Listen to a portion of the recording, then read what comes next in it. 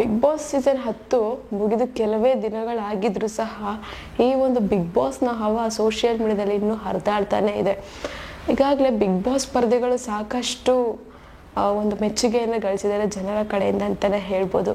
ಈ ಒಂದು big boss season 10 ಮುಗಿತಾ ಇದ್ದಾಗೇನೆ ಬಿಗ್ ಬಾಸ್ OTT ಸೀಸನ್ 2ರ ಬಗ್ಗೆ ಸಾಕಷ್ಟು ಮಾತುಗಳು ಹಾಗೂ ಸಾಕಷ್ಟು ಪೋಸ್ಟರ್ಗಳು ಕೇಳಿ ಬರ್ತಾ ಇದ್ದಾವೆ, ಹಾಗೆ ಸೋಷಿಯಲ್ ಮೀಡಿಯಾದಲ್ಲಿ ಹರಿದಾಡ್ತಾ ಇದ್ದಾವೆ.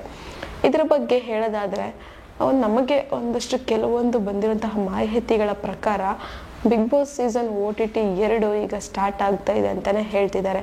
ಯಾಕಂದರೆ ಈಗ ಇರುವಂತಹ ಬಿಗ್ ಬಾಸ್ ಮನೆಗೆ ಒಂದು ಲಾಸ್ಟ್ ಸೀಸನ್ ಎಂಡ್ ಆದಮೇಲೆ ಜಸ್ಟ್ ಒಂದು ಸೆಲೆಬ್ರೇಟ್ ಅಂದರೆ ಡ್ಯಾನ್ಸ್ ಮಾಡೋದಕ್ಕೆ ಮಾತ್ರ ಬಿಟ್ಟಿದ್ರು, ಒಂದು ಪಾರ್ಟಿ ಮಾಡೋದಕ್ಕೆ ಮಾತ್ರ ಬಿಟ್ಟಿದ್ರು. ಬಟ್ ಎಲ್ಲೂ ಸಹ ಒಳಗಡೆ ಪಿಕ್ಚರ್ಸ್ ತೊಗೊಳೋದಕ್ಕಾಗಲಿ ಅಥವಾ ವೀಡಿಯೋಸ್ ಮಾಡೋದಕ್ಕಾಗಲಿ ಬಿಡಲಿಲ್ಲ. ಸೊ ಇದನ್ನೆಲ್ಲ ನೋಡ್ತಿದ್ರೆ ಹಾಗೆ ಅಲ್ಲಿ ಎಲ್ಲ ಪೇಂಟಿಂಗ್ ಮತ್ತು ಇನ್ನಷ್ಟು ಅಪ್ಡೇಟ್ ಅಂದರೆ ಇನ್ನಷ್ಟು ಮಾಡಿಫೈ ಎಲ್ಲ ಮಾಡ್ತಿದ್ದಾರಂತೆ. ಸೊ ಇದನ್ನೆಲ್ಲ ಗಮನಿಸ್ತಾ ಇದ್ದರೆ big boss OTT season 2 start ಆಗೋ ಹಂತದಲ್ಲಿ ಇದೆ ಅಂತಲೇ ಹೇಳ್ಬೋದು. ಹಾಗೆ ಸಾಕಷ್ಟು ರೂಮರ್ಸ್ ಎಲ್ಲ ಬರ್ತಾ ಇದ್ವು, ಸುದೀಪ್ ಸರ್ ಇನ್ನು ಮುಂದೆ ಬಿಗ್ ಬಾಸ್ ಶೋನ ನಡೆಸ್ಕೊಡೋದಿಲ್ಲ ಅಂತ. ಬಟ್ ಹೇಳೋದಾದರೆ ಬಿಗ್ ಬಾಸ್ ಸೀಸನ್ ಈ ರೀತಿಯನ್ನು ನಡೆಸ್ಕೊಡೋಂಥದ್ದು ಸುದೀಪ್ ಸರ್ ಕಡೆಯಿಂದ ಮಾತ್ರ ಸಾಧ್ಯ ಆಗುವಂಥದ್ದು.